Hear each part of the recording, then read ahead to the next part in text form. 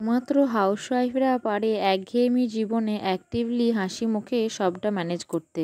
রাধে রাধে বন্ধুরা, তোমরা সবাই কেমন আছো? আশা করছি তোমরা সবাই খুব ভালো আছো। আমরাও কিন্তু ভীষণ ভালো আছি। আজ হচ্ছে মঙ্গলবার, তোমাদের সবাইকে সাথে নিয়ে আজকের ব্লগটা স্টার্ট করছি। সাথে থাকো, আশা করছি আজকের ব্লগটাও তোমাদের খুব ভালো লাগবে। তো দেখো, সকালবেলায় কিন্তু খুব সুন্দর রোদ উঠে গেছে। সকালবেলায় বলতে ওই 5:30টার দিক ওরকম হবে। তো দেখো কেমন রোদ উঠে গেছে। তো আমি একদম ছাদে চলে এসেছি। কি বলো তো, আজকে সকালবেলায় না ফ্রেশ হয়েছি।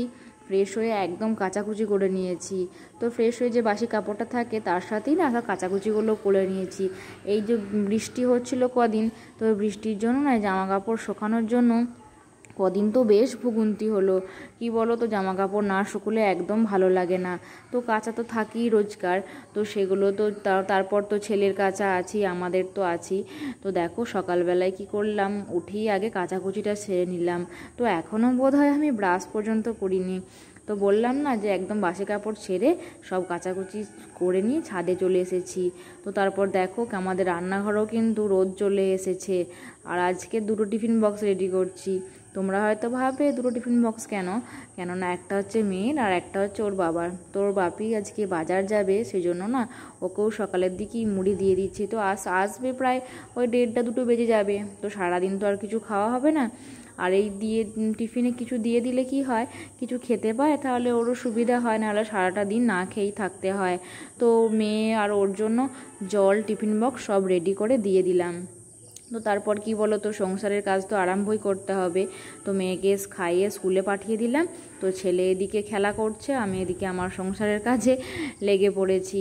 তো প্রথমেই কি করলাম বলো তো, আজকে এই জামা কাপড়গুলো কিছু ছিল সেগুলো সব গুছিয়ে এই আলনার মধ্যে রেখে দিচ্ছি।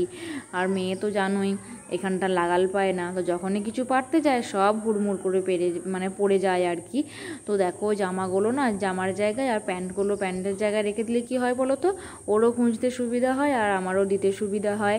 তো তারপর ভাবলাম ড্রেসিং টেবিলটাও না একবারে বাগিয়ে নিই। তো কাঁচটা একটু কলিন দিয়ে পরিষ্কার করে মুছে দিলাম। আর এই যে দেখছো এত ক্লিপ, তো আমার মেয়ে না শখ, যখন আজকে একটা আঁটবে কালকে একটা আঁটবে, তো সেজন্য এত ক্লিপ এধারেই লাগিয়ে রেখেছে। আর এখানে লাগিয়ে রাখলে কি বলো তো, কাঁচটার মধ্যে যখন নেওয়া হয় না খুব সুবিধা হয়। তো যখন খুললাম ওতে লাগিয়ে দিলাম, আবার যখন নিলাম ওর থেকে নিতে পেলাম। তো দেখো আমি এই বক্সটার মধ্যে না যেটা দেখলে যে একটু আগে মুছছিলাম, ওর মধ্যেই সব যে মাথার ফুলগুলো থাকে সেগুলো সব ভরে রাখি।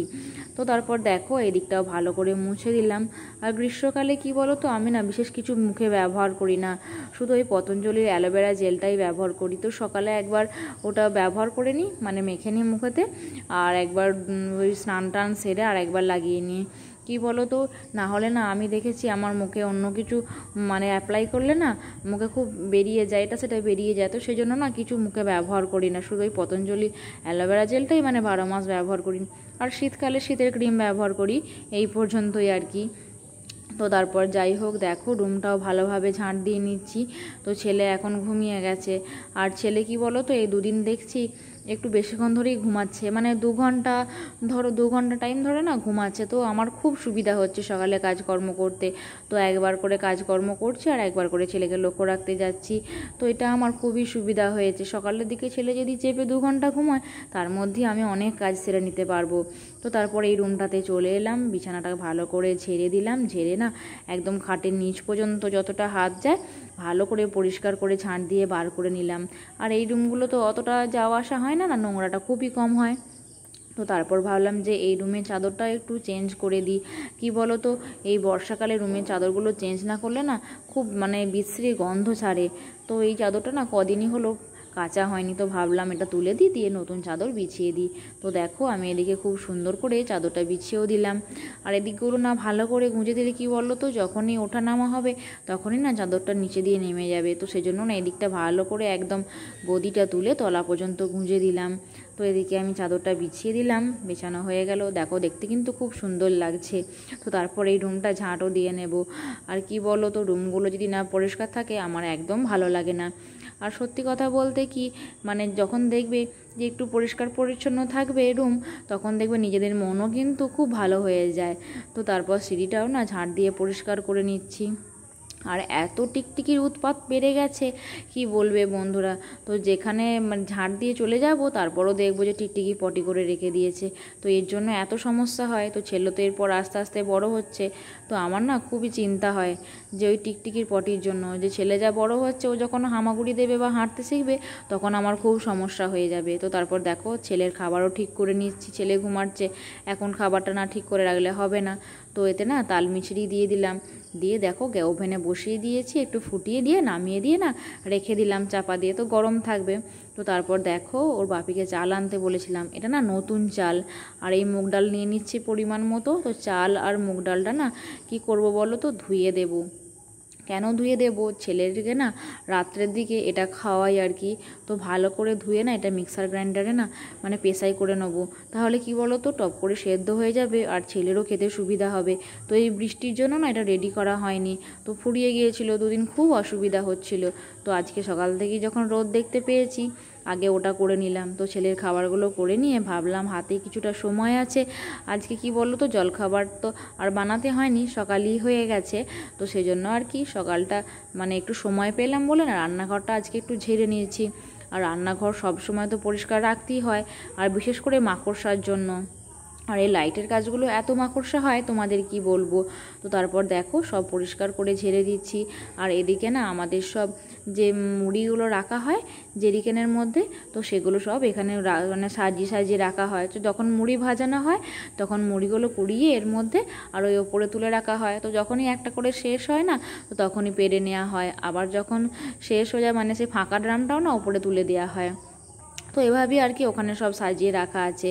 তো তারপর দেখো এই তাকের যত জিনিস ছিল সব নামিয়ে নিয়েছি, দিয়ে এগুলো ঝেড়ে নিচ্ছি। তো এগুলোতে বিশেষ কিছু নোংরা নেই, কিন্তু কি বলো তো ওই যে টিকটিকি আর এই পোকামাকড় এই সবই আর কি।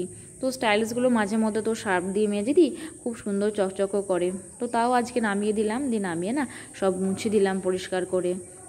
আর এদিকে দেখো যে কৌটোগুলো নামিয়েছিলাম না সেগুলো সব সার্ফ দিয়ে ভালো করে মেজে নিচ্ছি।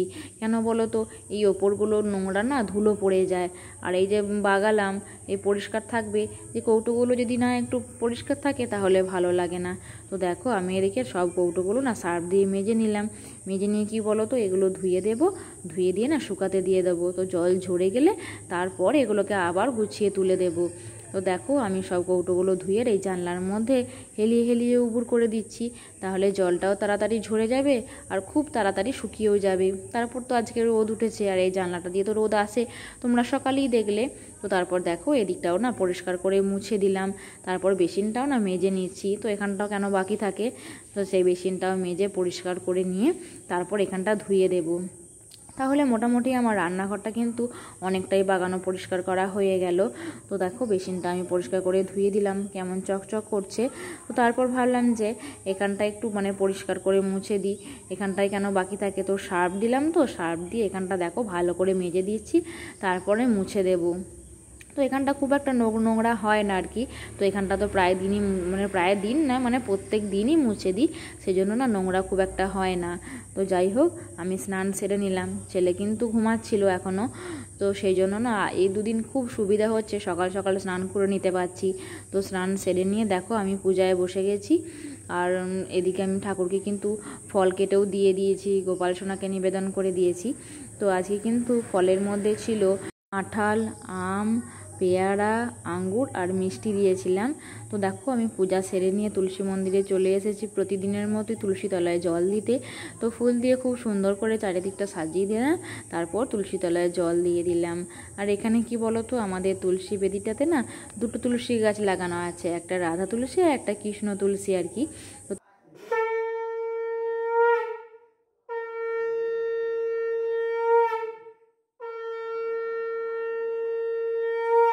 তারপর সব শেষে আমার পূজা শেষ করে নিলাম। তো এদিকে দেখো বড়মা রান্না বসিয়ে দিয়েছিল, সে রান্না প্রায় শেষের দিকে, কুমড়োর টকটা তো হয়ে গেল, তারপর বড়া ভাজা হচ্ছে। তো এটা হচ্ছে বিড়ি কলাইকে ভিজিয়ে বেটে বড়া হচ্ছে, তো গরম গরম খাওয়া হবে। তো সেই জন্য না সবচেয়ে শেষে এই বড়াটা হচ্ছে আর কি। তো আমরা তো প্রায় খেতে বসে পড়ার সময় হয়ে গেছে, আমি এদিকে খাবার বাড়তেও চলে এসেছি। তো আজকে রান্না হয়েছিল ঘি করলা ভাজা, আর যে লাল ডাঁটার শাকটা হয় না সেই লাল ডাঁটার শাকটা তিল দিয়ে ভাজা হয়েছিল, আর সব রকম সবজি দিয়ে একটা ঝোল হয়েছিল মানে তরকারি হয়েছিল। আর মেয়ের জন্য হয়েছিল পোস্ত। আমার মেয়ে তো মানে পোস্ত রোজ চাই। তো তোমরা দেখলে যে কুমড়োর টক হচ্ছিল আর ওই বিড়ি কলাইয়ের বড়া। তো গরম গরম হচ্ছে, এটা এখন মানে কড়াইতেই হচ্ছে, এখনও এখানে আসেনি, সেজন্য তোমাদের দেখাতে পারলাম না। তো মেয়েকে খেতে দিয়ে দিই, মেয়ে সেই টিফিনে খেয়েছিল, স্কুলে টিফিন দিয়েছিলাম 9টার সময় খেয়েছিল, তো ওর তো খুব খিদে পেয়ে গেছে। তো প্রথমে না ওকে দিয়ে দিচ্ছি, তো ওর টিউশনের স্যার পড়িয়ে চলে গেল, তো তারপর ওকে খেতে দিয়ে দিচ্ছি। তো এদিকে দেখো ওর বাপি বাজার থেকে চলে এসেছে, তো বাজার থেকে না এই সবজিগুলো নিয়ে এসেছে। তার মধ্যে ছিল লাউ, মোচা, থোর, পেঁপে, এগুলো আর কি হয়তো পেয়েছিল বাজারের কাছে, হয়তো সেই জন্য এনেছিল, নাহলে তো আমাদের হাট বাড়ি বেশিরভাগ সবজি নেওয়া হয়। তো তারপর দেখো আমি না আজকে বালিশের ওয়ারগুলো সব খুলে দিয়েছিলাম, তো মাখিয়ে দিয়েছিলাম, ওটা কাঁচা হয়ে গেছে। তো তারপর কি বলো তো, এগুলো পরিয়ে নিচ্ছিলাম। তো আরও কিছু জামা কাপড় ছিল, তো সেগুলো আমাকে বড় মা দিয়ে গেল ভাঁজ করার জন্য। তো আমাদের কাপড়গুলো না এখানে ভাঁজ করার জন্য আনি না, তো কাপড়গুলো ওই বাইরে দাওয়াতে মানে যে মাটির দাওয়া আছে ওখানেই রাখি না, আর যেগুলো রুমে রাখবো না সেগুলো এখানের মধ্যে নিয়ে এসে তবে ভাঁজ করে নিই। তো দেখো চাদরটা শুকিয়ে গেছে, চাদরটাও ভাঁজ করে নিলাম। আর ওর বাপির কিছু জামা ছিল, আর মেয়ের আর ছেলের ছিল, আর ছেলে তো জানোই কত কাঁথা হয়, তো এটা তো প্রায় 2 দিন ধরে জমা ছিল। কালকে তো খুব বৃষ্টি হচ্ছিল, কালকে তো রোদ হয়নি, কালকের কিচ্ছু শুকায়নি ছেলের, তো সেগুলো সব ছিল ছেলের মেয়ের। তো দেখো আমি সব ভাঁজ করে নিচ্ছি। আর মেয়েরগুলো কি বলো তো, মেয়ে তো স্কুলে যায়, তো স্কুলে যাওয়ার সময় এক দফা ছেড়ে যায়, আবার স্কুল থেকে এসে স্নান টান করে আবার এক দফা ছাড়ে, তো সেজন্য না মেয়ের জামা কাপড়ও প্রায় অনেকই হয়। তো দেখো ওরই প্রায় কতগুলো জামা প্যান্ট আছে। আর আমারগুলো কি বলো তো, ওই যে বললাম দাওয়ার মধ্যে থাকে, আমারগুলো না এখানে আনি না। বলো তো আমাদের রুমটার মধ্যে না এই 2টো আলমারি, ড্রেসিং টেবিল এসবের পুরো ভর্তি হয়ে গেছে, এখানে আলনা রাখার একদম জায়গা পাচ্ছি না।